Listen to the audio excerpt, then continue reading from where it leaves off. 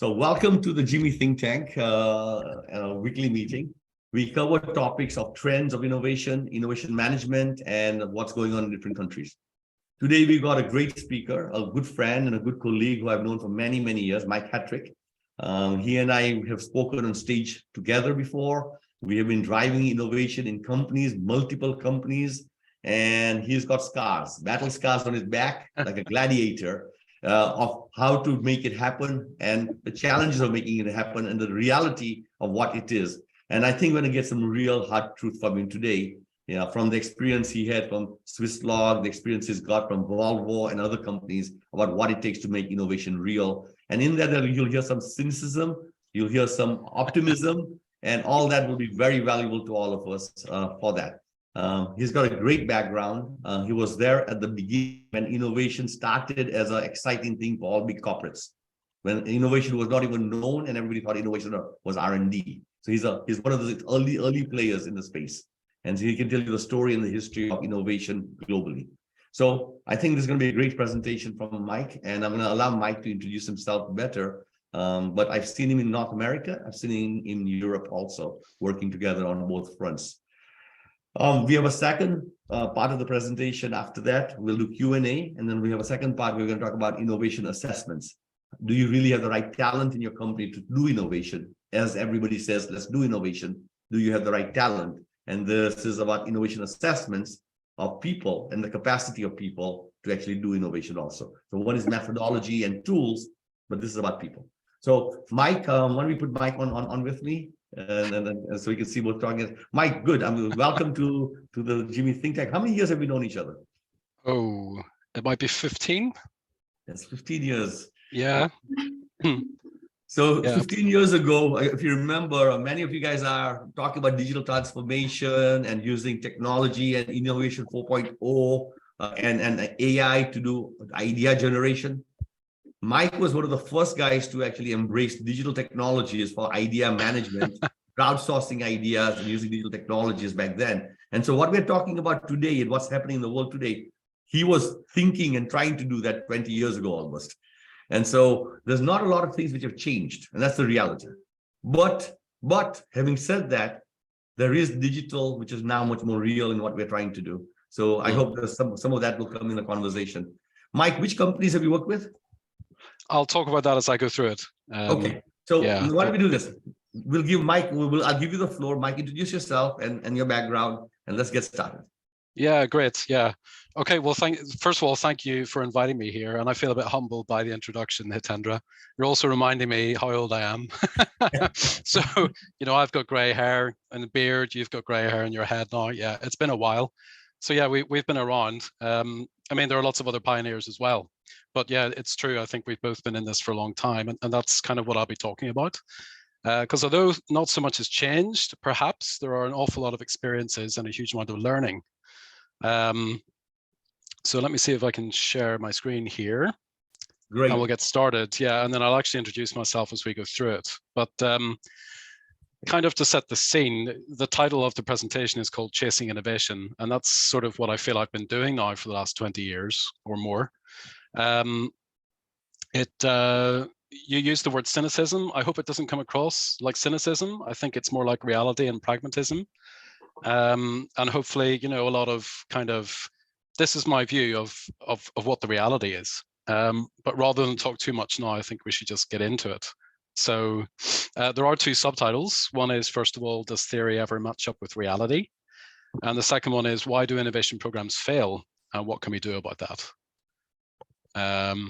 Maybe actually a side topic. The first time I ever kind of presented on this topic a few years ago, it felt quite a new theme because it was a little bit negative. Programs fail. And I felt a bit like some risk in presenting it in conferences.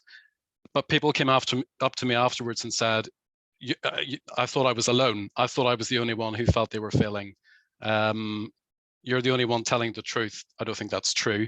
But anyway, it really struck a chord, and I hope that it does for some of you today.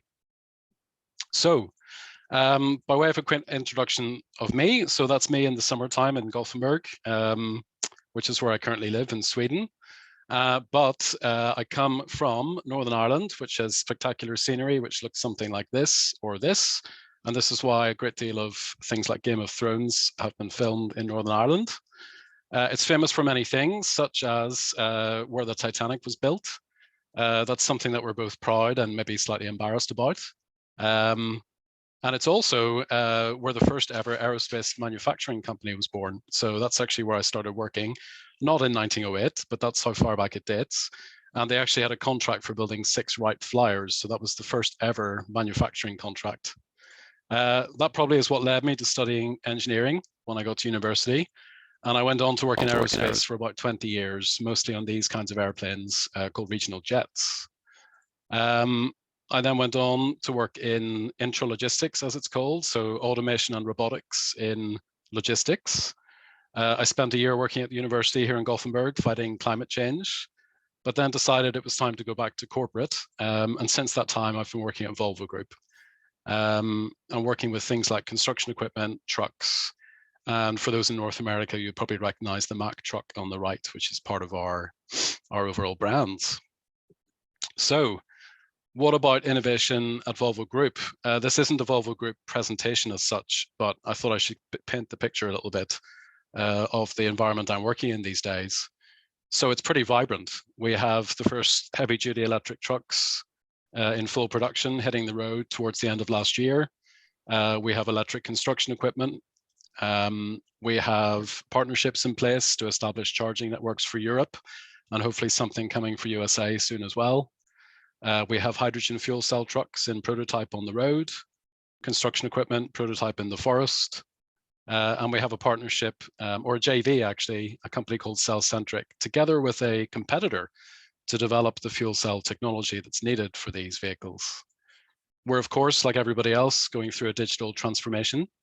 And then on top of everything, we've got automation. So here's a boat automatically docking so that you don't crash your expensive yacht or speedboat. We have advanced concepts looking at the transport of the future from an automation point of view. That extends into the construction side as well. And then this is actually a truck here in North America, which is piloting hub-to-hub automated transport between different cities.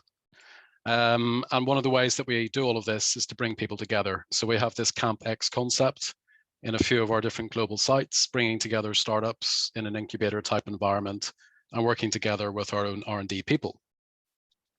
So that's pretty much all I'm going to say about Volvo Group. But of course, we can expand on that in the Q&A if anybody would like to. So the story starts in 2001 when I was standing on a stage in London and the light bulbs were flashing as photographers took photos. And I was receiving a certificate from Prince Philip, which was that we were a finalist in an innovation award called the McRobert Award. We ended up actually not winning. We ended up being the runner-up. But on the stage at that time, quite literally, the thought that was going through my head was, how the heck did I get here? Because we'd been working on a product development for 5 years in aerospace. I don't remember at any time using the word innovation. And somehow we were in position to win this quite prestigious innovation award. And I became intensely curious about how did that happen? And I wanted to understand how so that we could do it again and actually make it something that would become systematic or at least happening more often. So I set off on my journey. Like many of you, I'm sure, in this very international and interesting audience, I went and read all the books. I did some study. I listened to the thought leaders like Hitendra. And then in the company that I was working in, which at the time was Bombardier Aerospace, I put my hand up to be part of a cultural transformation initiative. And the result of that was basically I became the innovation manager locally. Now, that was, let's see, 18 years ago. And since then, a lot has happened. And I thought that I would tell you the story in 4 parts.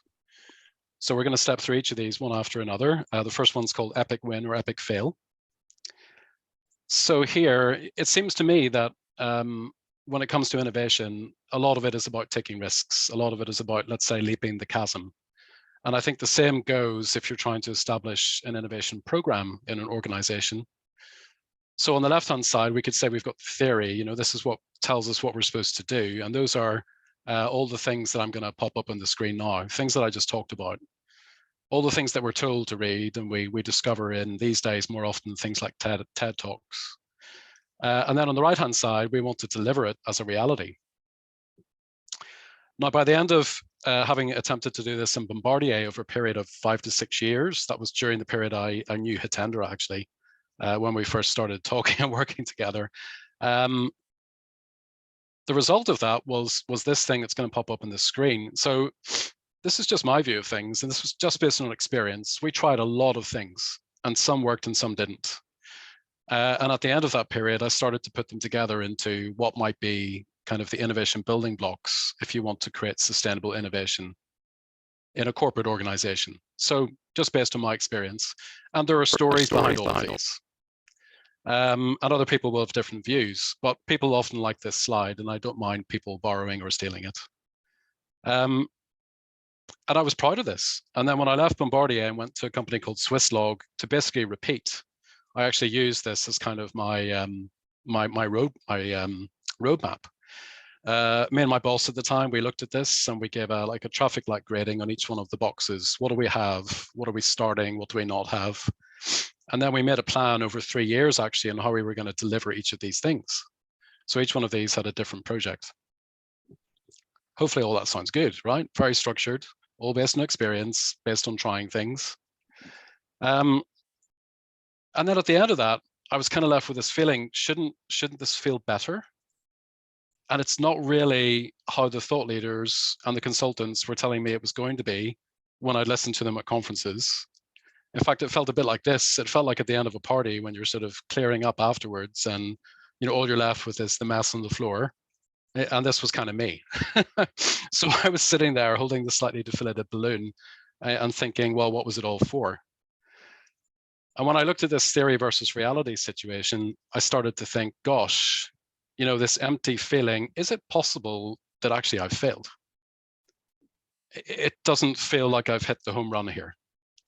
And started to wonder why that was. And actually, I got together with a few of my colleagues at Bombardier that I'd done this whole journey with.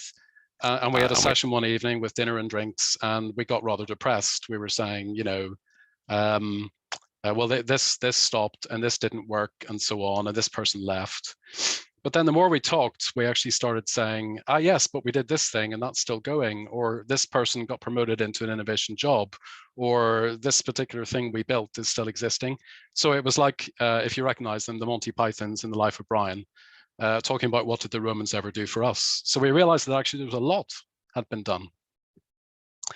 And I really started to think about this because it sort of matches the experience that not only I've had in different organizations, but the people that I know in the innovation community, which is pretty tight knit. We're usually quite pleased to talk to each other about our experiences because we're often a bit lonely. So I started to think, well, actually, maybe an innovation program has a life cycle. And it isn't necessarily you put all the blocks in place, you create the success story and it lasts forever. You can pick up any of these books. You pick up the Whirlpool story, for example, and it sounds absolutely fantastic. If you speak to some of the people who are in that book today, they'll say it all fell apart a few years later. And I'm just picking out Whirlpool as an example of kind of an idol. And there are many of those. So I started thinking, well, if you map it with energy, positivity, engagement, impact, and time across the bottom, maybe it looks like this, where you have this initial excitement, initial energy. Then there's a period where you realize, gosh, this is difficult and I'm not sure what I'm doing. And then there's a period where actually you start to get some success and really some value. And then the company moves on to something else. Something else comes along. There is an economic crisis. There's a change in product strategy. There's a new CEO. And my feeling was that this life cycle is actually not very long. Maybe it's only 1 to 3 years. Now, if this theory is true, and it seems to match what I've seen and experienced myself, then what does it mean for people like us? Why does this happen? Is it actually a bad thing, or is it something, once we understand, can we take advantage of it? How could we make it to be more sustainable? And if it's true, what does it mean for people like us, the people whose job it was to deliver the change? So I actually rewound and thought, well, how did this actually happen in the first place? So how did I get here is the second part of the story. And that calls me to look back to the thing that kicked it off. Do you remember the camera flashbulbs going off? Well, the story of the 5 years before that, in terms of how I actually got there, was that I was working as an engineer, and I was on a customer site in the USA. I was standing looking at a drawing across the table, and one of the customer engineers came along, and we stared at the drawing a bit longer. And he asked me a question about why something was a particular way. And we discussed it, and we said, wouldn't it be good if it was this other way? And it seemed difficult. And we kind of raised our eyebrows at each other and walked away. And what I didn't really realize at the time, but was clear later on, was that this was the start of a potentially big idea. I went home, he continued working where he was, and that gave some time for the idea to incubate. I was back on the customer site a few months later and on a different topic, and they asked me for a separate meeting to discuss something, an idea that they had. And then at the start of the meeting, I said, is it this? And they kind of looked like I'd popped their balloon. They said, well, how did you know? And I said, well, actually, I've been working on the same thing. So we'd been working in parallel. And we got quite excited talking about how this was actually potentially a good idea. So time had had an effect.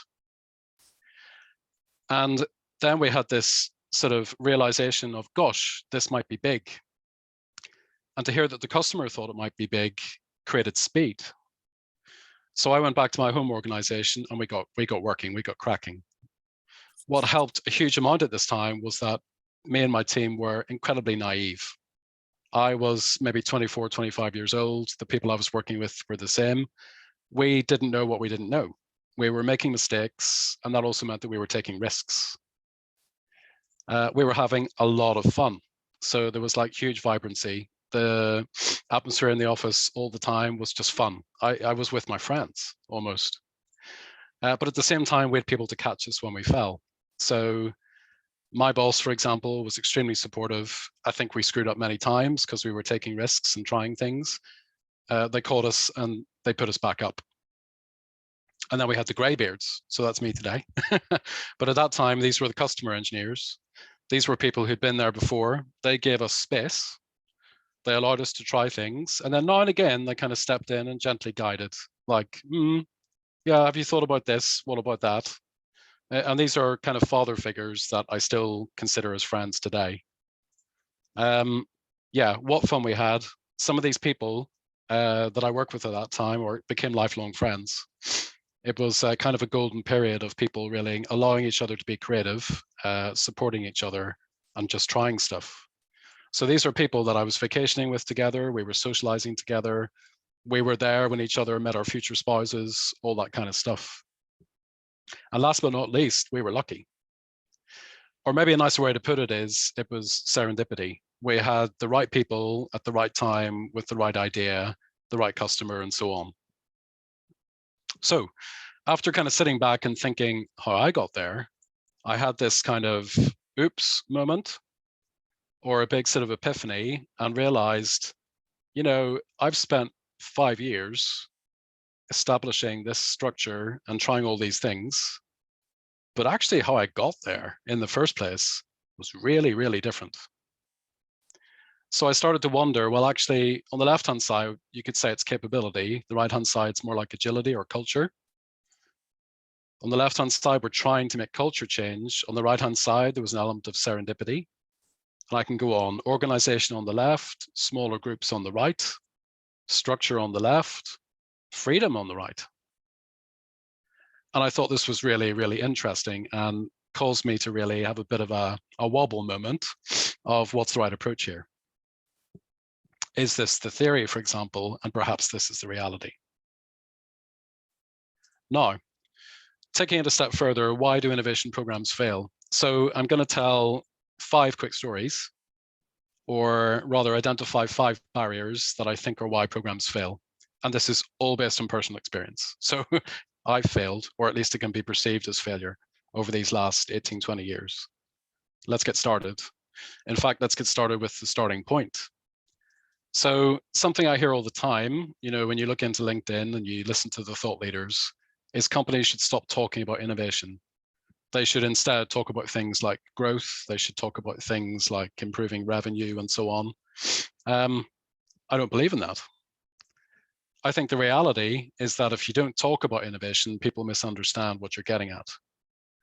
They don't get excited, they don't get curious, they don't get inspired, and they carry on as usual. Whenever I'm at an innovation conference, for example, I ask how many of you are here because innovation was in the title. They don't come because it's the growth conference. They don't come because it's the risk reduction conference. They come because the word innovation is just exciting. And I see that in all the organizations I work with and the engineers I work with. This stimulates a spark. But it has to be more than just one word. You need to be able to answer all these questions. And I'm going to throw them all up on the screen and maybe pick a few out because we don't have so much time today. But here's some of the things. Who's responsible for this? Why are we doing it? What does it look like when we're finished? Which company should we emulate and why? Which consultants should we employ? There's so much choice. And what's the plan, schedule, and budget? Isn't it a bit strange that innovation programs tend to be like a pilot? They tend to be an experiment. Why are they not planned like everything else in an organization? And why is it not known where you're going to finish up? I think it's partly because organizations are often rather immature in their understanding of what innovation really means. But actually, even at Bombardier, we had a company strategy, which was kind of our green light, which was to be the supplier of choice of innovative engineering aerospace solutions.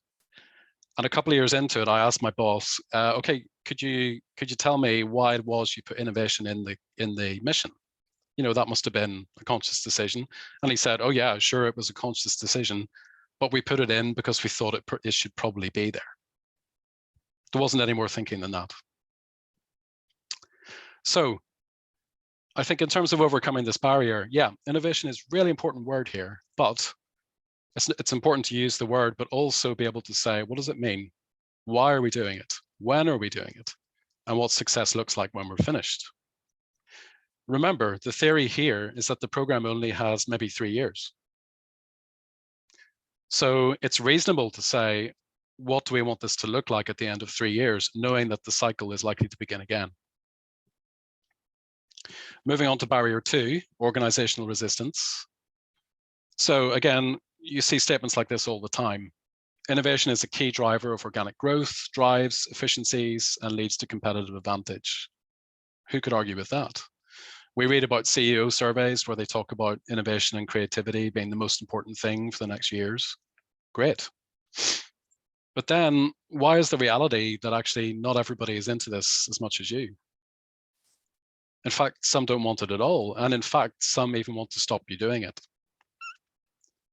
Me and my naive state at the start of this, I didn't anticipate that at all. I thought everybody believed this was the right thing to do.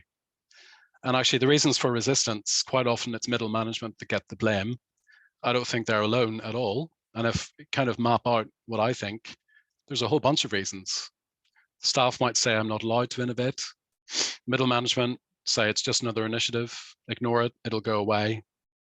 Leadership may even say the same, and maybe more sinister might say, well, play along until it goes away.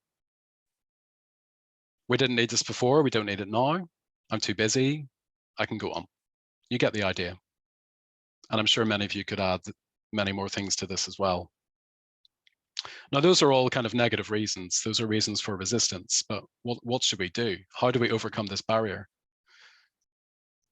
The truth is that whatever change you're trying to make, there will always be some people, groups, and organizations that are not receptive to change. Now, what do? Do you smash through? Do you convince them? Do you change the organization? I'm not sure that's the right approach. I think to succeed, actually, again, considering we maybe only have 1 or 3 years to actually make a change here, we need to recognize and understand the barriers, find ways around instead of smashing through, find the problems that need to be solved, create a sense of urgency, and then go big with successes. So a lot of this is about communication and marketing as well. As it said, and what was his name actually? Jim Collins. Yeah, he said, you're either on the bus or not. And so I think, given that you've got limited time, you need to find the allies to make a success with, rather than try and convince the doubters. The third one then is the handshake.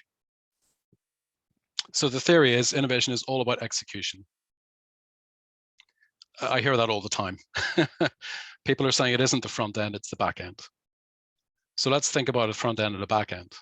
If I was to ask everybody on this call, which is more important, which should we focus on, I'd get answers on both sides, front and back. And actually, there would be a lot of people saying it's the wrong question. It's the front and the back together. Now, whichever way you answer, I actually think there's a clear thing for people like us to focus on, which is in terms of overcoming the barrier. Most organizations are already really good at execution. That's why they exist. They're good at manufacturing, they're good at bringing things to markets, they're good at the aftermarket and so on.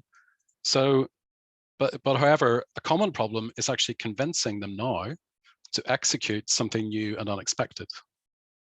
They can be fearful of that. Is the market ready? Is this really solving a customer need? How are we going to manufacture this new thing?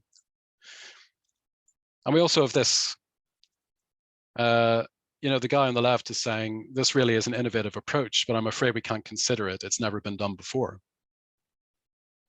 We can laugh, but this is the truth. This is how many, many people react, probably myself included, when confronted with something which is unexpected and scary. So to succeed, what we need instead is a handshake from the front end to the back end, where we can say, here you go, we're handing over from front to back. That should be understood and agreed early on. If you try and do it once you have the idea, it's too late. The idea is going to die while you're trying to figure that out. So this is the job of an innovation program to put this in place. And maybe a way to bridge it is to have pilot projects, maybe have proof of value projects. And maybe the best way is to ensure that you're trying to solve problems that leadership need to solve, the things that are keeping them awake at night.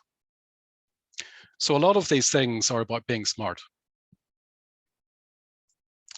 Culture then, so this is the fourth of the 5. The theory here is that innovation should be part of everyone's job. You must create a culture of innovation. I completely and utterly bought into this in my early days in the innovation world. And I don't disagree with it now. However, consider again that you've only got 1 to 3 years to actually get a success. It therefore is a bit ridiculous to consider that you should have a chance of making such a culture change. You've got people who have been in their lives for 30, 40, 50 years, education, culture all around them. How are you going to change it in a short time? Culture change at scale is really difficult, and few large organizations have achieved it, and they often snap back. So the metaphor here that I like to use is a rubber band. When you're making the change, when you're pushing during these 3 years, or rather pulling, you're stretching the rubber band into a different state. So you're turning it into something different. And whoever's pulling there, as soon as they let go, it snaps back. Maybe it snaps back to not quite the same position. So you have made something of a change. But the key thing here is that you need to keep the tension on in order to have people exhibiting a culture that is different.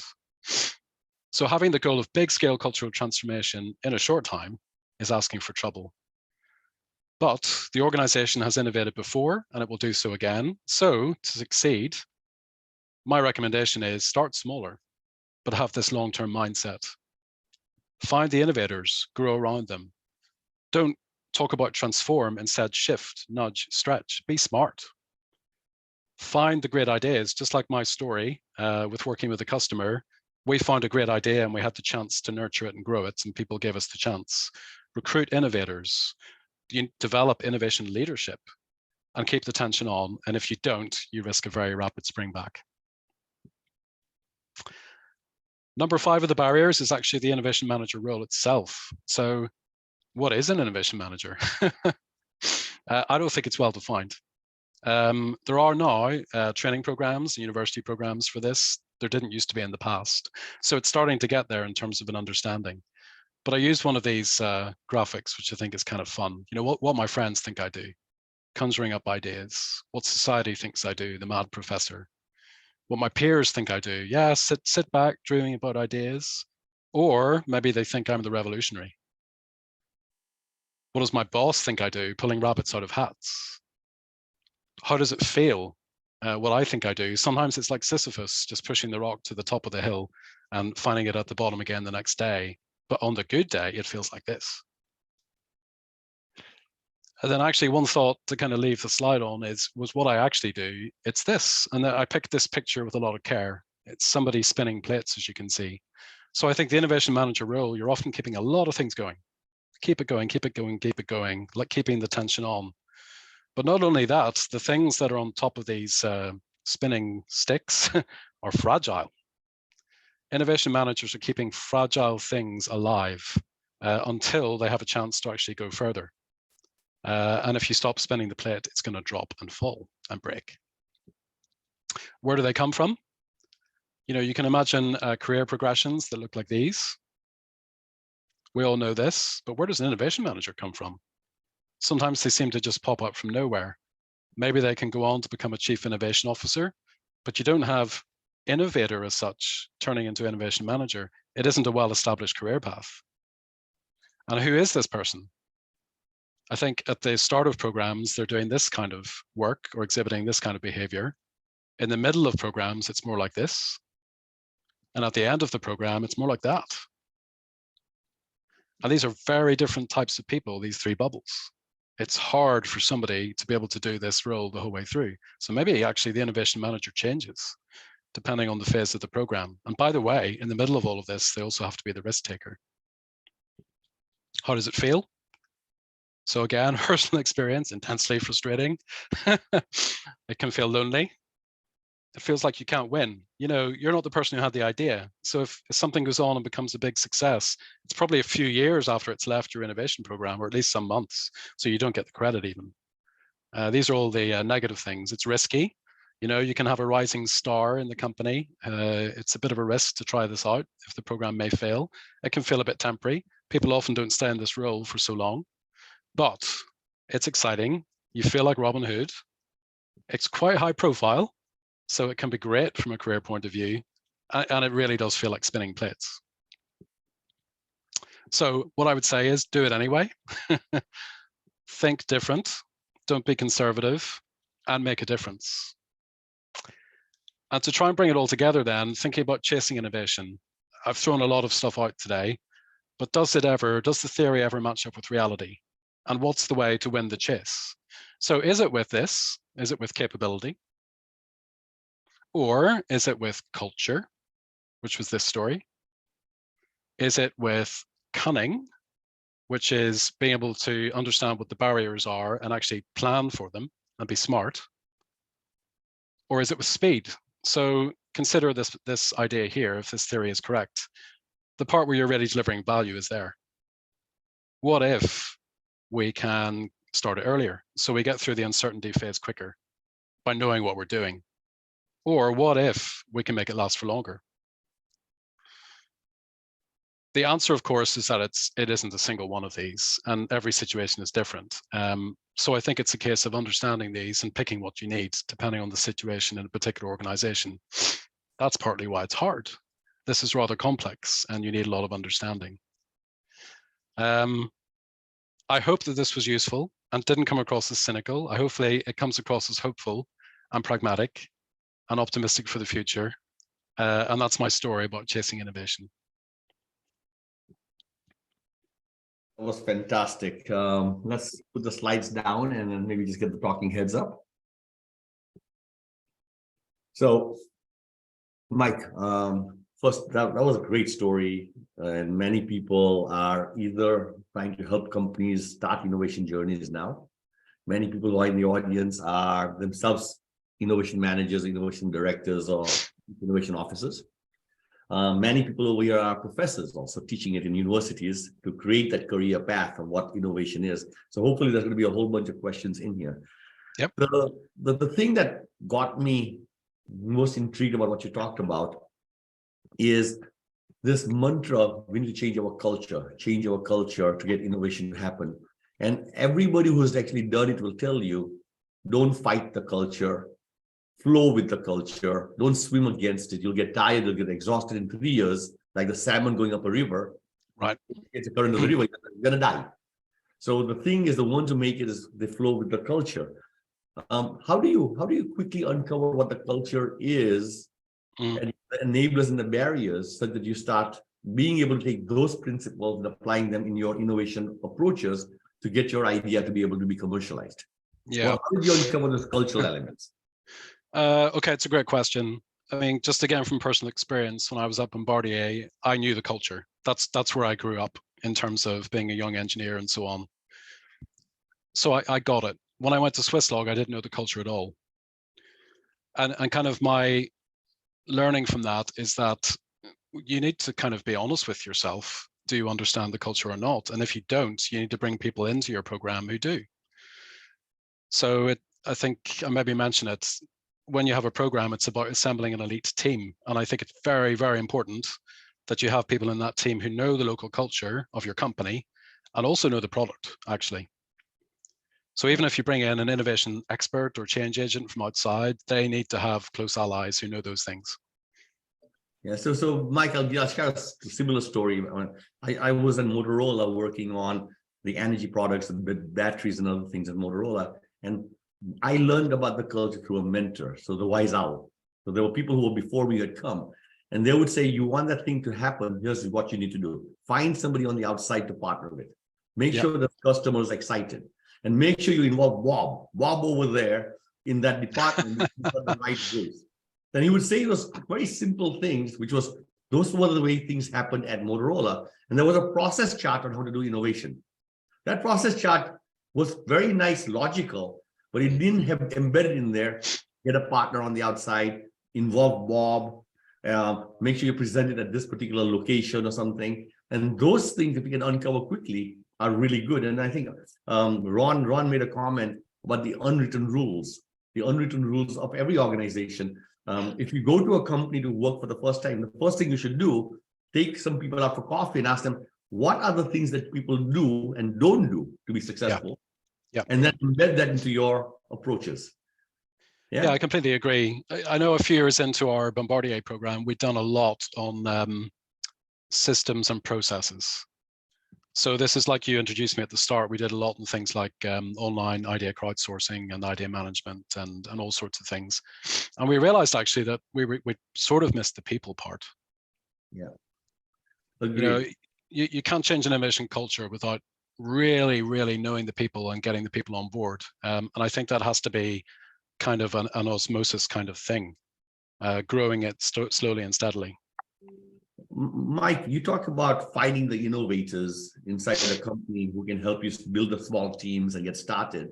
Were there techniques that you did that were saying filters, for example, saying that's potentially the right profile for us to invite or involve in teams, versus basically saying, hey, we got projects, come on guys, sign up for it, and then we'll move the projects forward? What were the filtering, the intuitive filtering that you were doing, along with maybe the HR tech filtering people do?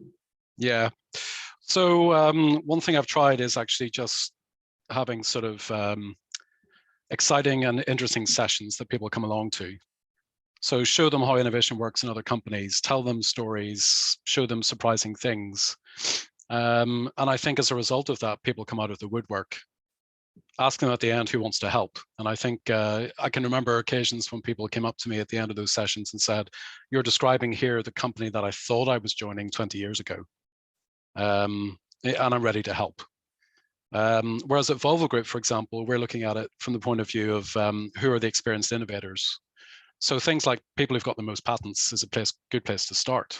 These are people who know what to do. They obviously know the product and technology. They know how to express innovations in a way that could be patentable. Get them involved, get them to help. They're often very pedagogic people who like to share and like to teach younger engineers. So this is important, finding the diamonds in the raw, or even the diamonds themselves that you can build teams from. As this individuals are working, obviously you have to provide some umbrella support at the bottom we talked about, the people didn't fall too far down when they failed, or support from the top in terms of resources and everything else.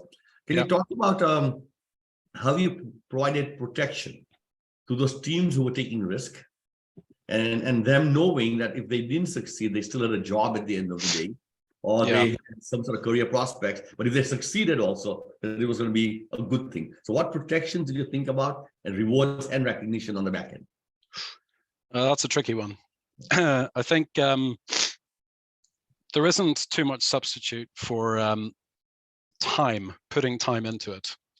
So here I think is where leadership have a big role. Is, me as an innovation manager can say, hey, hard luck, it didn't work out this time, try again next time, I'll support you in writing applications or whatever. I'm not sure that that means that much. I think it means a lot more if it comes from their manager or senior managers in the organization. I've seen plenty of examples where senior people say, my door's always open, come and see me when you want help with an idea. People don't really do it. People feel a barrier in doing that. And actually what you need is more than a leader. If a leader says that, it's easy to say, it's passive. We need leaders who actually are getting into the organization and going to see somebody and saying, hey, I saw that idea that you proposed. It didn't quite work out. Why don't you speak to this person? Or next time, it would be great if you could bring a small prototype, or maybe you should talk to manufacturing and have a business case that's more compelling. And that takes time. So for me, actually, that's a big, big part of innovation leadership, is people realizing that this doesn't just happen by accident. They need to invest the time to make it happen. So reward, as you talked about, and support. I think money and rewards don't mean a lot. I think peer recognition and attention from senior people that are respected means a lot more. Mike, I can't agree more on the last topic about reward recognition. My experience at Motorola, and Motorola was really the Google of the century at that time. Last century was the company, and we were never given big financial rewards. But what we remember most are the handshakes and the pat on the back and the pictures with the CEO or the pictures with other people, because it seemed that many of the innovators, they got value in being recognized for their creativity, and they got pride in that, versus the check. The check could have been good, but we saw every time we wrote a check for anything, within 24 hours, those people were unhappy, saying it could have been more. Yeah. Right? I think there's plenty of research out there that actually shows that financial rewards are, in the end, in the long term, they're not incentivizing. People get it and they spend the money and then they forget, and people get used to a new salary level and they always want more. So yeah, this sort of peer recognition is much more powerful.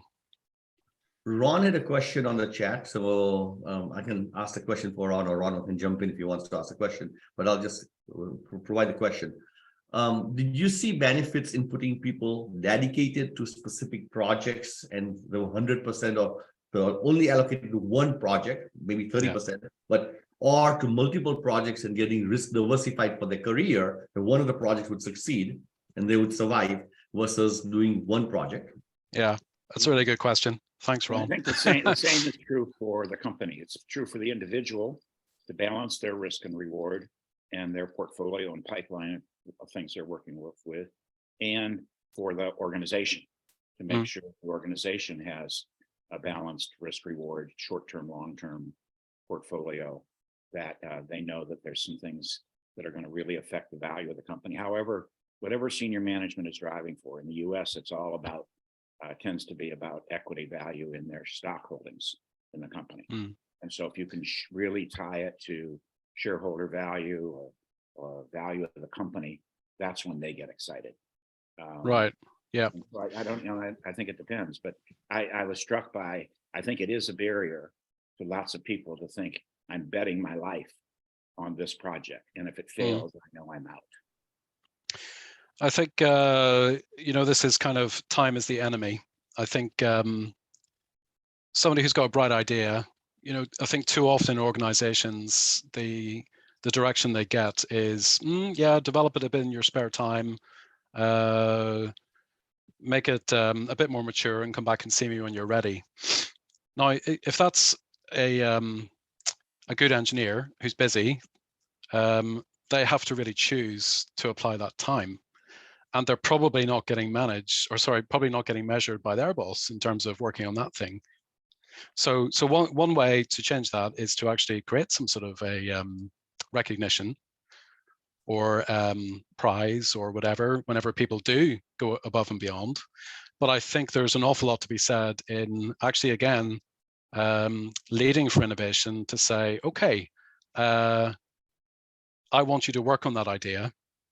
You're going to stop working on your normal project. We're going to substitute it with somebody else, and you go and work on this other thing for 2 weeks to develop it until it looks more mature. Now, that's easier said than done. Every organization is working to the bottom line and is probably trying to work in a lean way. So I haven't seen that done very often, but I think that's the way to do it. And actually, I know there are companies that say everybody gets 15 or 20% time for their own ideas. I'm not a big believer in that. I think to make that work, you need to be a very advanced innovation culture that people can be kind of self-actuated to use that time in a good way. I think it's much more effective to be able to take somebody out of the organization and apply them to the thing that you think is hot. So one of the examples that I wanted your comments on too is when Alan Belda, who was from Europe, but was CEO of Alcoa, we convinced him to once a month, his senior leadership meeting, each person on the senior leadership team, unless they chose not to, was responsible for an innovation initiative in somebody else's business. Right, okay. And they had to report out every month, and they didn't have to personally lead it, but they had to coach the person. They had to assure the person had the resources and knew what pathway to success was. Because he said, if you want to be CEO, it's the ones who function well in these interchanges once a month. They rise to the top of the pack. Anybody who's just reporting out numbers and trying to milk the assets or things we have out there, that's good for today, but it sucks for tomorrow. I need leaders who both can manage results for today. So 3 out of the 4 meetings, you're reporting on results and what's affecting them. But that 4th meeting is about what if and what's next. And it's not in your business. It's in somebody else's business, because we want to drive more partnering and collaboration across the businesses. So I haven't seen it in lots of companies, but those I've seen it, who are able to provide that kind of senior commitment that's measurable and affects people's career across their leadership team, have been able to do much better, I thought. Right. That's a really good story. It reminds me, actually, I remember seeing Barbara Corcoran talk, who was one of the investors on Shark Tank, I think. Yeah, and she works in real estate. And she told a story of when she has her team meeting each day, I think, start of the day meeting, if somebody in her team said, I've got a hot idea, she would basically say, okay, time out, we're going to spend the day on this idea. Everything else went off the agenda. And I was quite inspired by that. Now, whether it's completely true or not, I don't know. But I thought, wow, what an approach and what a leadership if you can do that. Who's going to sign up to help that person be successful? That's why you spend the rest of the day on it. Yeah. And I think all too often, if somebody says they've got a hot idea, actually the answer they get is, okay, it's not on the agenda. We'll talk another time. Let's see if we can find the time in a diary. Or how about in 2 weeks? Right. What message does that give? So Mike, along on that notion of innovation staying on agenda, I really like the graph you showed on the time versus the excitement, enthusiasm of innovation, and the curve of it has two valleys in there and the valley of death at the end. Yeah. So that's a really powerful curve, because I totally agree with this. This is my experience also. We've helped Samex and Braskem and some of the biggest companies start the initiatives, millions of dollars to make it happen. It was amazing. And then the CEO was there, and then suddenly some other consultants come in from BCG or McKinsey, and new things are in favor, and our initiative begins to fall off. Yep. So we see that. My question to you is, now that we know that curve exists, let's assume that's a fact. Yes. Right. And we want to push it out so that we can sustain it a little longer. Let's agree then we probably can't sustain it forever because of the nature of our industries and businesses. Yep. So how do we push it out a little further? How do we make that CEO or senior executive say, we are going to stick with this initiative a little longer? And whether the conversation Ron and you are having right now about keeping it on the agenda of every staff meeting and talking about it every single week, or celebrating or whatever. What have you seen at Bombardier, Volvo, or other companies that says we can keep it out there because there is a COVID coming, or there is a cost-cutting thing coming, or a stock market collapses a little bit, and we say go back and cut 50,000 jobs? No, exactly. Yeah, so I do have views on this. Thanks for asking. I mean, the first thing is that if that curve is true, it's also true that it's a cyclic thing. So, for example, whenever I joined Volvo Group 2016, I knew a bunch of people in the innovation community in the local city. And when I got to Volvo, I had lunch with different people like, okay, let's get going. And they were all kind of like this. They were sort of, you know, oh, I've got no energy. I'm defeated. I'm defeated. And I was thinking, what on earth's going on? And I realized after a while that they were in that valley of death. And now those same people, a couple of years later, came back out again. So it's a cyclic thing. So I think being able to just kind of have the longer term view of knowing, okay, it's a cycle. When it goes down into that valley, we need to regroup. We need to get ready for the next one. And we need to hit it full speed so we get the maximum value from it. I think that's one thing. And a second thing then is keeping the people on board, the people who know that and can make the change. So that's another topic I'd be happy to talk about another time, actually, is resilience within innovation. Yeah. I've seen people come in and out of the innovation world and community. I think innovation people, probably everybody on this call, we're all optimistic. We're all glass half full type people. We're ambitious. We tend to want to or try to overachieve. But the negative part of that is that when it goes wrong, we feel extremely damaged. So I've seen people burn out. I've seen people just leave innovation and they don't come back.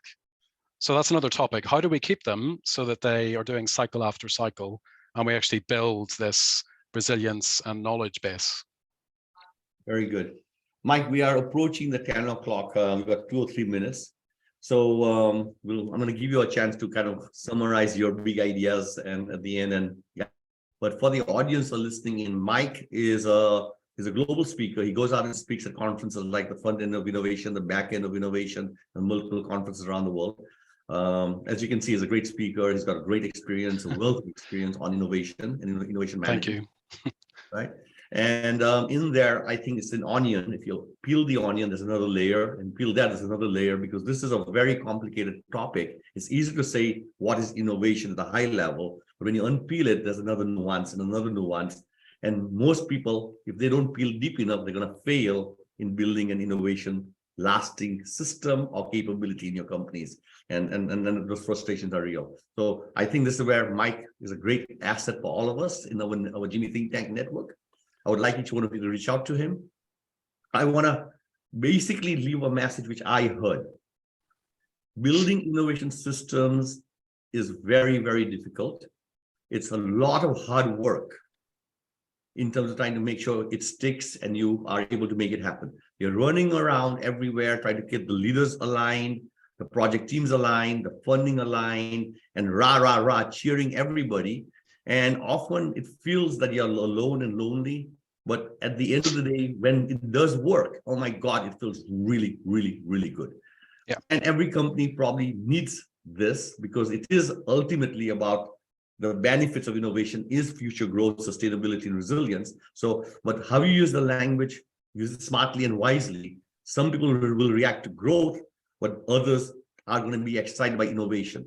Ron wrote a book called The Innovation Premium, and he said the word innovation by itself creates value on your stock price. The word innovation helps you with recruiting the best people in your company. The word innovation will get you to a higher price on your products. And the word innovation will attract the best suppliers to your company. Innovation is by itself the spark.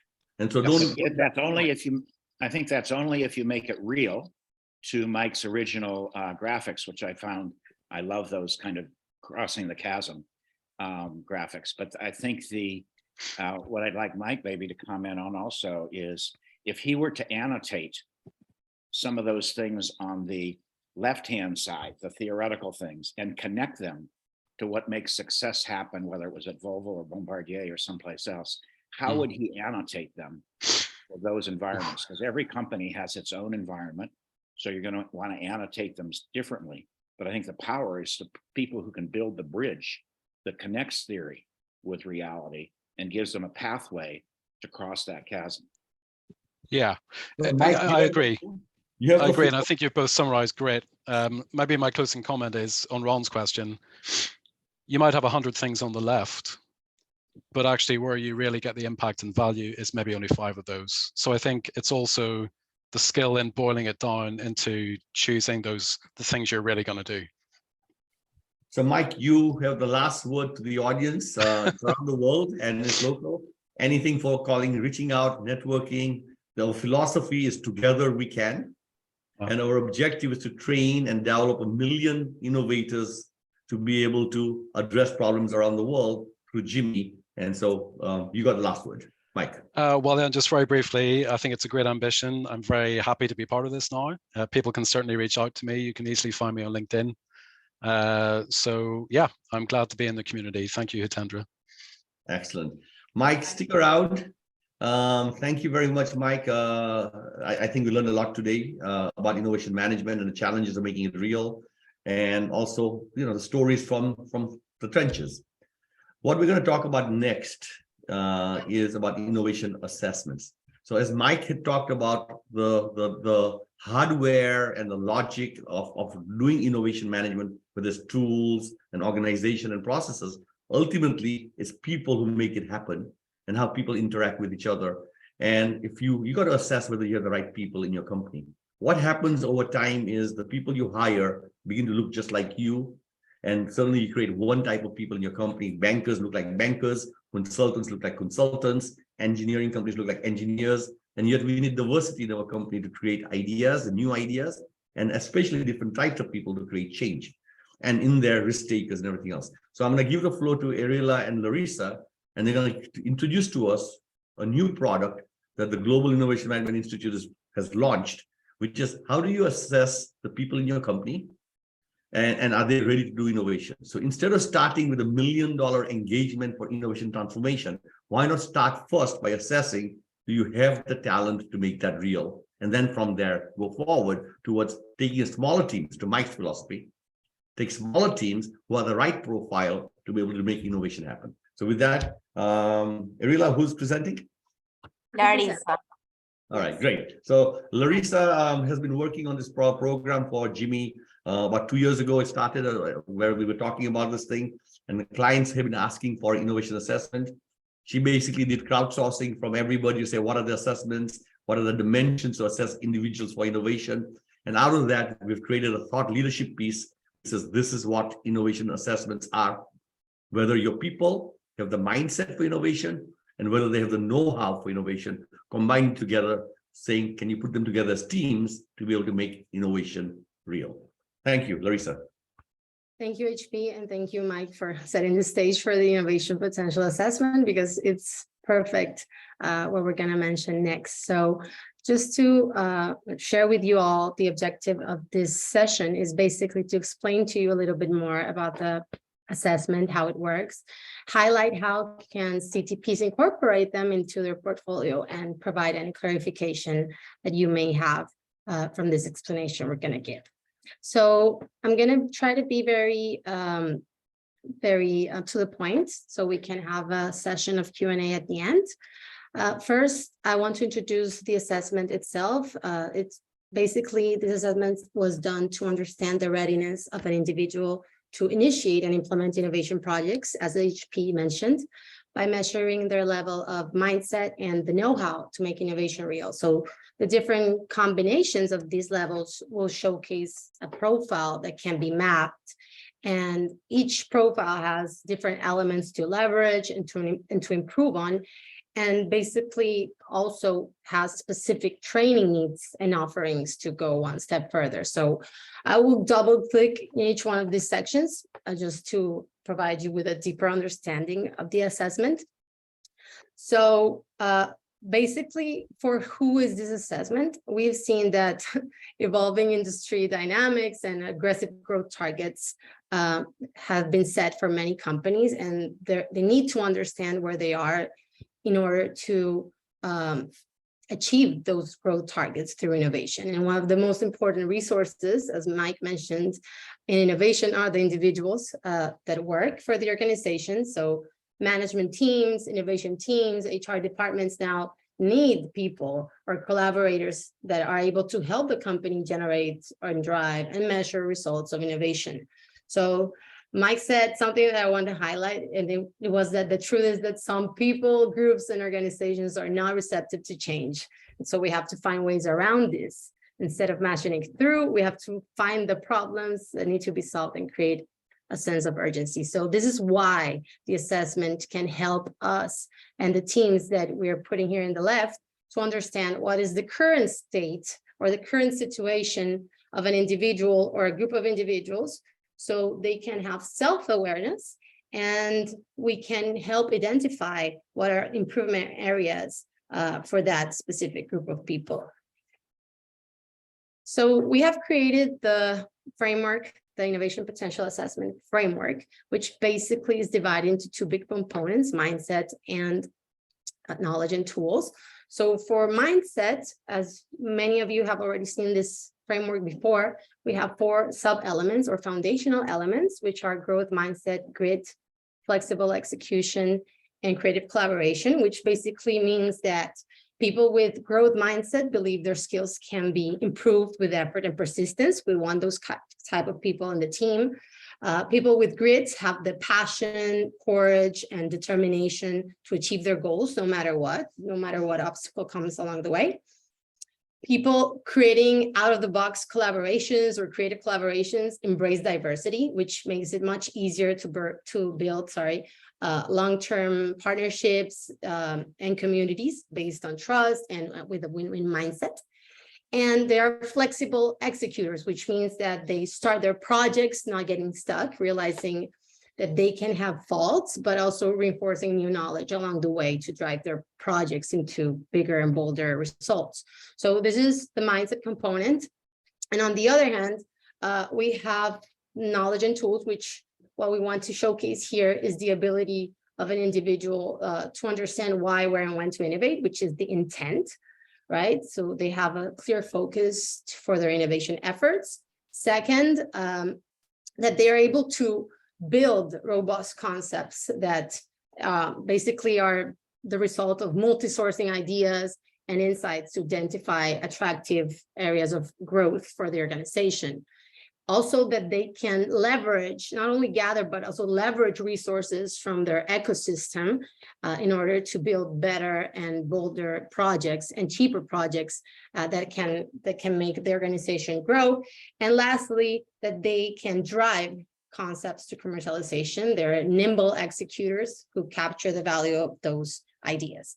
So basically, the combination of the maturity levels of these 2 elements of innovative mindset and their knowledge and tools, or their know-how in knowledge and tools, characterize individuals in one of the 7 innovation profiles we have set here. Each has, as I mentioned previously, different characteristics, different drivers, enablers, and barriers that we can target in order to train these individuals in that specific elements and advance their maturity levels either up or to the right of the matrix. So what is the approach? Basically, to take this innovation assessment, participants do an online, it's a 40-minute online self-assessment that basically maps where they are in terms of those innovation profiles I just mentioned. So they get the link to the Eureka, which is our software, and they will see an introduction section in which they'll have, as I mentioned, an introduction to the framework, and then they will be asked individual questions. So that's the individual background that we can see on the screen.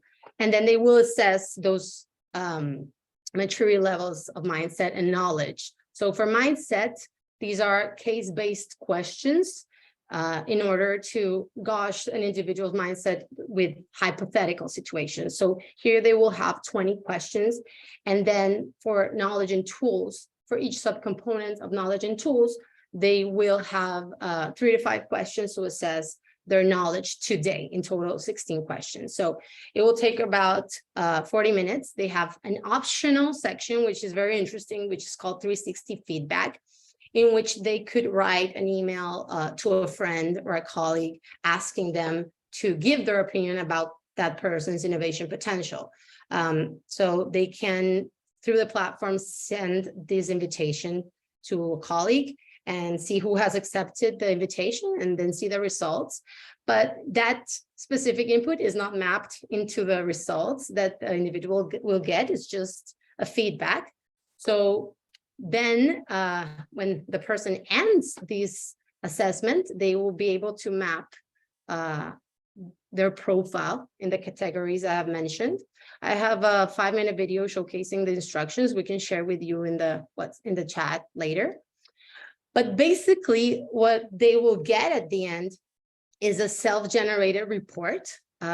So when they answer the assessment, they will have an individual report automatically made by the platform, in which they can see the results of both components individually, and then the drivers, enablers, and barriers that they have for both of those components. We also suggest some activities or actions for the person to pursue in order to become a better innovator. When we have, on the other hand, when we have a group of people, it's not just one individual, there's an option to provide an aggregate report for individuals within the companies. Till the moment, this is not a self-generated document. It requires a consultant to analyze the data to provide insights. But in general, the information we collect allow us to indicate the organization, what is the general state of the group of individuals who have taken the assessment, and how are they characterized. It can be by hierarchy, time as well, or by roles if we would like to. And then we map the individuals in the matrix and provide a customized journey map for the trainings and certifications. Larissa, stay on that slide before. Yes. So each person, when they fill out the survey, will get a report for themselves. Yeah. Is that correct? Yes, every person that fills the survey will have an automatic report at the end. Okay. Let me just ask questions specifically, so it will be good for everybody to just if you can explain. And on that report, it's your report, and on that report, it tells you how you are on your innovation mindset and your innovation knowledge. Keep the slides there. It's fine. Okay, I wanted to show maybe a sample document, HP, if you want. No, just if I can just go with the questions, if you don't mind. Okay. Questions helps the audience answer the things that we're trying to do. So, Perfect. so there's a booklet out there which has got your innovation mindset, your ability to, your innovation knowledge, and therefore whether you're a risk taker or not. So that profile shows up. Now you can also, what you're saying is all that data, if you run that in a company and you survey, let's say 500 people or 1,000 people, you can aggregate that report, and that's the right-hand side where you're saying you get aggregate reports. Now, who is that report for? Who wants that report? So as we mentioned at the beginning, is the for whom, right? We were talking about the HR departments, the management teams, innovation managers who are trying to understand where they are at the moment in terms of their people, and actually get an awareness of what are their capabilities in order to identify training needs and training opportunities. Got it. So just go back, just quick answers to the questions that I have, if you don't mind. Okay. That slide you had before, don't worry about it, Sure. Right there. So this then gives the client an understanding of what kind of people they have in aggregate. So how many risk takers they have, how many people are really good rule followers, how many people are what. So with that segmentation, the outcome then can be, we can form teams for innovation specifically, or we can provide training for them as a group from HR. Is that the objective? Yes, correct, HP.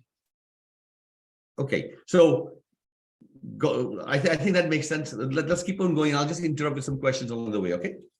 Yeah, that's fine. Thank you, HP. So for each profile, While you're still there, Lisa, yes. if the report just goes to the individual, how does the manager or the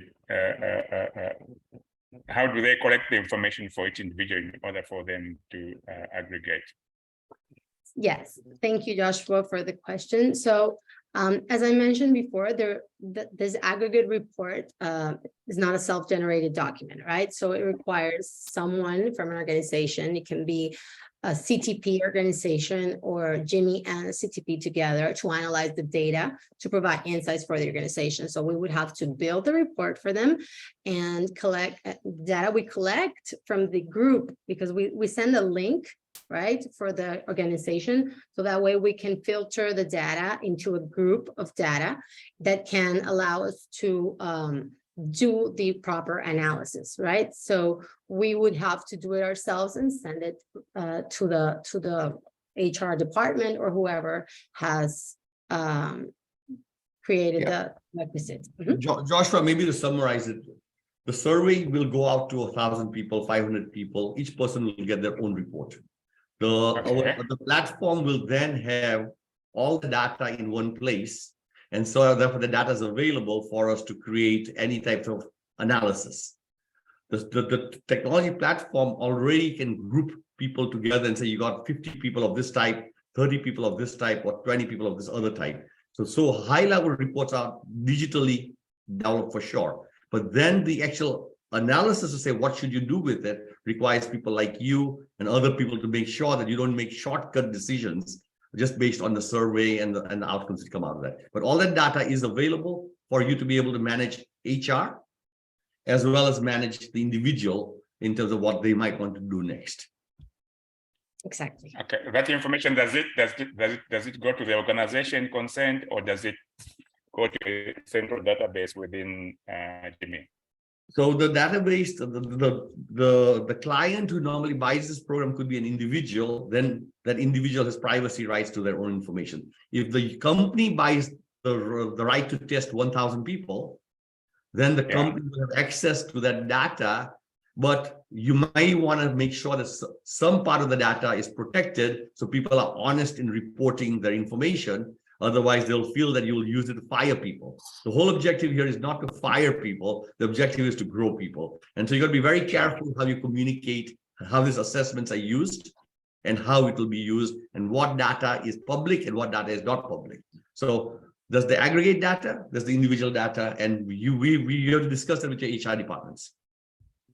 Yes, to add to that, HP and Joshua, for instance, with Banco Occidente, which was a client of ours last year that did this for 1,000 people, they actually just needed the final result or the profile of each individual. They did not expect us to provide them with the scores, for instance, because they knew it was a private matter for the individual.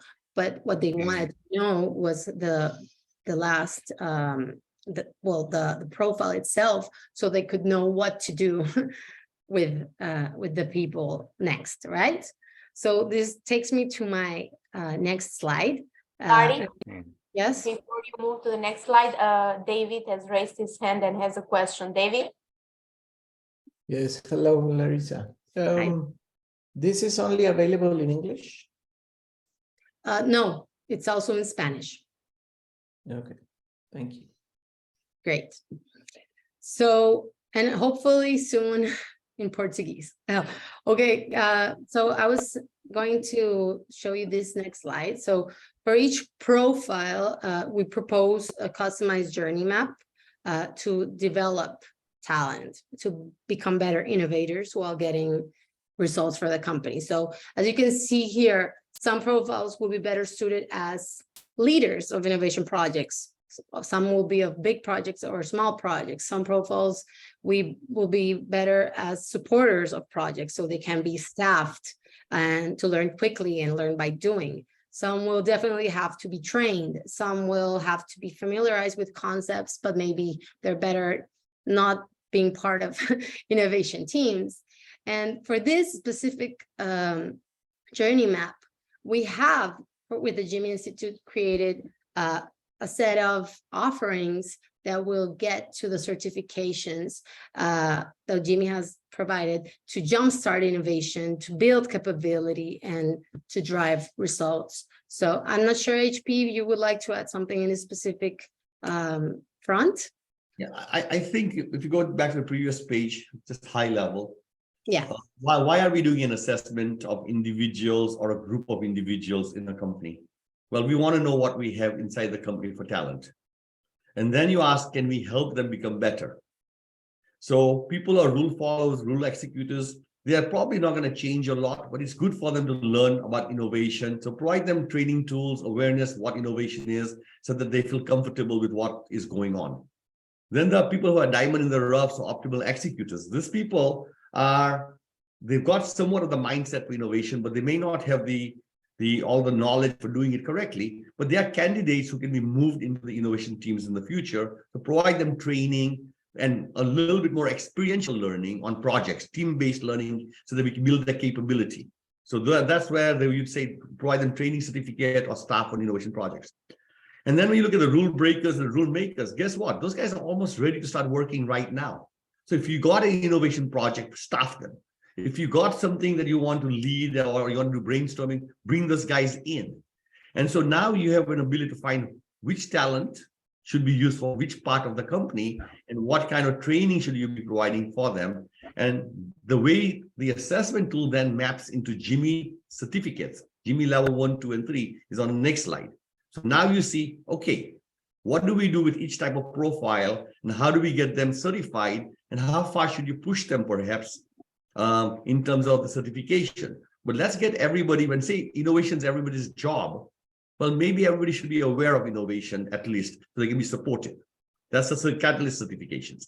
The level 1 and 2 certification these are people who can be on project teams to drive idea to commercialization. And the guys are rule changers, rule breakers, rule makers. Those are future initiative leaders, innovation management leaders, and other things. So let's get them advanced further so that they can become chief innovation officers or even leaders of the future.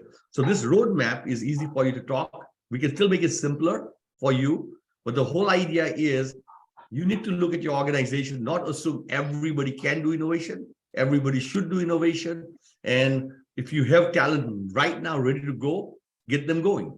And this is where you're sorting for a company what to do. I think this is a good way to start with most companies on the HR side of the organization. If you have HR conversations, this is a good way to get started versus if you are having a strategy conversation, it's slightly different.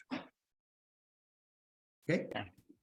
Keep on going, Larissa, so we can maybe open it up for questions after Yes, sure. Just since last year that we officially launched the assessment, these are the companies that have been working with us with the assessments. As I mentioned, Banco Occidente in Colombia, more than 1,000 individuals, Bank Muscat in Oman, and we're right now starting with the Smart Water region with 5,000 individuals. This is to show you that this assessment works for different industries, different countries, and it's very easy and straightforward for us to be able to democratize innovation around the world. So in terms of CTPs, there are two options that we can have for CTPs in terms of possible outcomes of the assessment. So for an individual, the price or the cost of taking the assessments is $50 US. But as you can see, if we get groups of up to 200, it can be 10K, up to 500, 20K, and up to 1,000, it's 30K. This would be a 40-60 split, but just for the assessment. So CTPs would be able to charge extra for their personalized suggestions and insights. This will not be part of the fee with GIMI. So the business model would be just for the assessment, except if you would like for GIMI to be part of the co-delivery of those suggestions, which then would be a 50-50 for that specific section or extra that we charge. So here, I know it's where most questions can arise, HP. I'm not sure if I have been clear, so I would like to maybe know from. I think this is a high level, that's fine, but I think the main part is let's get questions on the assessment on who the client, who do they go with and everything else. So let's get to the questions. Let's open it up and Sure. take questions right now. What Tell me, take the say- Q&A slide up and just put the talking heads. Thank you. All right, sorry, go ahead. Who's going first? because I was asking, say suppose you want to recruit people that you can work with in innovation. Can you use this assessment to assess what type of people you have and see whether they are suitable for? That's what you want? exactly one of the objectives of the assessment tool is to say, look, we got 10 projects to start tomorrow. How do I find the people? So everybody you interview or recruit, you can do the assessment. They should be able to tell you whether they are the right people or not. So certainly for that purpose also. So on one side, HR for recruiting purposes could do that. On the other side, a person who's got 10 projects and you want to make sure they have the right profile, you could do that. But at the company level, a lot of people are trying to drive company transformation, culture transformation. So now you need to assess what do you have in your company, and that could be also another way to get started. The real point of all this is if you do the survey broadly in a company, then you are communicating to the company broadly that innovation is important and we're about to start the transformation. So from the HR and CEO perspective, this is very powerful for culture change, for communicating that innovation is important. Now, that doesn't mean that everybody's going to innovate at the end of the day, but you also have an inventory of what type of people you have. And if you don't have anybody, if everybody is a rule follower, which can happen in companies which are operation excellence, like in cement companies, steel companies, mining companies. Now you know why you are not innovating. You may want to start hiring from the outside or partnering with the outside. Okay. Yeah. Other questions? Go ahead, David, your hand is still up.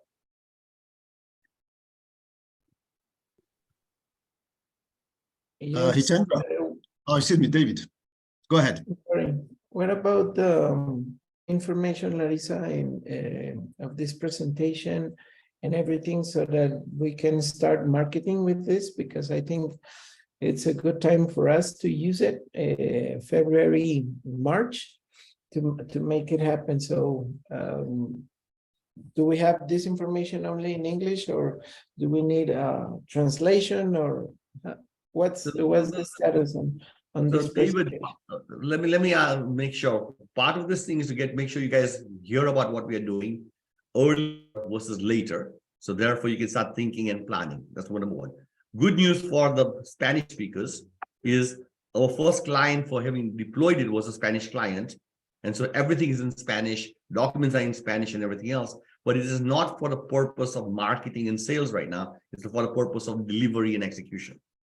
So there is marketing collateral which needs to be developed, and we have some of it, but we look at our CTP partners to say, what can we do and how do we package this quickly to make sure we do that. So we're looking at the CTP to help us with some of the co-development and the co-marketing of it as what kind of collateral is needed, because we can say it should go to HR, and you might say in Mexico, it's supposed to go to CEOs. And so we need to somehow get alignment of who are we going to take it from. We need some of your help. And so what Larissa is asking for is, hey, we've got this product. We got 3 places we piloted. It's really got traction. People like it a lot.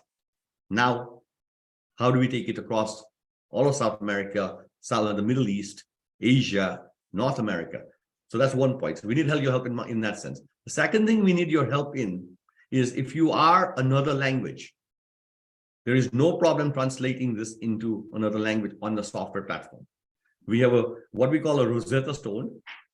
And so we got the English, all the things which are in English on one side. Then we got the ones in Spanish right next to it. And we got the next thing that says things in Portuguese. So our software can trade out the language depending on the language. And all you have to say is, I am interested in French, Salim. And then the French column is empty and you guys can help substitute it. But in the interim, we use Google Translate. Google Translate will show you the data automatically. We can do it in French even right now, but it'll be bad Google French. So all the software translates over very quickly on that side. What we don't have is the PowerPoint slides, which are in English or Spanish. So if you want to go to French, we need your help to do the lifting on the local level. Right? But This is Larissa's appeal. Look, guys, we have a great product, great platform, and the team from GIMI has been working on it. We are ready. We're ready to see who's got it there. And if you want to, and if you say you're ready, we can help you with the marketing. David, you're in. And you will help with the marketing. Say, I will help with the marketing. David, por favor. I will do the marketing. Great. Excellent. All right, other questions? It's just an insight, Hitendra. Hi, everyone. Salim from Morocco. I think this tool is good also as an entry tool for firms, because it gives the possibility to make awareness about what is innovation and what are the ingredients for innovation. And I think the different questions and the parts and components of these tools give people understanding more what is needed to make innovation. So that's just an insight to share with you. We totally agree. I think it should be in the front end of every conversation. It's the front end of every work we do also. So what I've been asking the teams now, even when we do the CIP training, wouldn't it be good for us to give them the assessment tool up front so people can do a self-assessment, and so they know who they are, and then from there they can take it again and see if they've improved after that CIP class even. So this is assessment improvement opportunities, gauging yourself. So we are insisting that it should be in every single program that IXL is doing and other companies are doing. And so when we do the Innovation Olympics, for example, we'll be working with 25 teams with 4 major companies. Every team is going to do the assessment also. And so we are going to basically increase the number, the awareness, the robustness of the tool by doing as many pilots as possible. But I believe the data creates interesting discussion for a second meeting. The data creates the discussion for what's next and what else. And I heard somebody very famous say, if you don't write it down, there is nothing. Salim. The other thing I would suggest is the use of the hats, because you do generally want to have diverse teams. And so the red hat, yellow hat, green hat, blue hat, et cetera, is a useful way of managing your team by knowing kind of what their tendencies are. So it's not saying that everybody needs to be a blue hat or a red hat or anything else. It's saying when you have a diverse team, people need to recognize which hats they tend towards and what they can do. So that's kind of in addition to having this innovation potential assessment. Great, Salim. French, we're going to start soon, and you guys will help with the marketing in French. Thank you very much, Salim. All right, anybody else? Any other questions? All university students, for example, why not offer them that as a link so those all MBA students will know who they are, where they are. All people who want to do innovation are self-assess. But I think the real value proposition is a B2B to big companies, big corporations who can do thousands of people to say, what do we have? What do we not have? There's a comment from Bob here, HB, in the chat. It says innovation potential assessment should be a great tool for connecting companies and executive education. So I think he's aligned with what you just mentioned. Yeah, so Bob, just join us on the conversation. Bob does exec ed as well as regular MBA work, teaching MBA students. And exec education is the biggest new business opportunity for business schools. And they believe that that could be 1/3 of the revenue of a business school, MBA students, and then mature professionals who pay a lot of money for a very short time for training. And innovation is an important topic for every executive out there. Send the assessment, and then they come into the classroom. Bob, any other thoughts on how to spread it out? Well, we've already graduated about 150 MBAs, mostly executive MBAs, with Innovation Olympics. So my thinking is, and when we have their emails and their LinkedIn's now, so I was building the network anyway. This tool would be great, because then I think I can say, here's what we'd like to do, but I want them to pay for the tool. And then when they do the tool, we'll have more data of the people who already are certified at level 1 and level 2, but for themselves and also for their own companies. But then we give them a tool to take back into their own companies to try to build innovation teams inside the companies. So this is when I saw this, I can see right away where I'm going, which is good. Great, Bob. But Bob, 1 second. Everybody is 10:30 and we're gone past 10:30. For those interested on the innovation assessment, you have to leave. Please get in touch with Larissa, Ariela, and the team, and they will certainly help you move this thing forward. And for those who want to stick around for a few more minutes and ask any other questions, we'll be here. But again, thank you very everybody. I think this morning's session was a very good session with Mike Hatrick from Volvo, and also this new product, new tools that we had. So thank you everybody for being on the call. And we are going to continue talking with whoever wants to chat with us about this assessment. All right, Bob, thanks for the comments. Maybe we should just go in a gallery mode so we can see each other. Are there any other questions you guys have, CTPs or? Yes. Go ahead. What about the contracting process? Is there an online journey for a user, or we need to create it? We just tell you how does this work? If I want to go, I have maybe 300 leads to send in different parts of the country. I want to send this. They want to make this assessment, but they are gonna. There are two models. So they were the two online. models. So the two models. One is a B2B model and one is a B2C model. Right now, we're encouraging B2B. So let's stay focused on B2B right now and say, hey, look, here I got 100 HR directors from different companies. And I'm going to just send emails to the HR directors and say, are you interested in doing an assessment? If they say yes, then they'll give you a list of internal emails and names, and they can go on a database. And then they can sign on. Otherwise, you can give a link and they can do a self sign on. But we need to know whether they're paid or not, right? So the B2B model is you do contracting directly with them, and then you can do what you have to do. So we get the list of names and we check off that they are approved members. What I just wanted to understand is, from my point of view, okay, I'm gonna send a link, they're gonna pay. Once they pay, I'm gonna send you guys that name and that email so that you can activate that account. Two models. And then they can go. There's two models. So the first model, I want to keep it as B2B and is managed by HR directors and you together to make sure it's all managed. Who's supposed to use the link, right? So we don't want everybody to use the link. HR will say, I got 500 people who are going to fill this thing out. Here's the 500 names. That's how they normally do it. The HR department will not give the names. They don't want the links. They're very careful. Now, the B2C model is the one where we are now trying to figure out how we can do self sign-on without getting caught with the payment system. So we would rather make it easy for them to do it versus having them pay and do one-on-one transactions, and then they complain about payment or not doing something. So we want to be very careful on the B2C side right now, particularly creating a problem for you guys. So right now, I understand, but on the B2B, we do the selling, we send you the emails and you create accounts. That's how it works, right? that's correct. That's correct.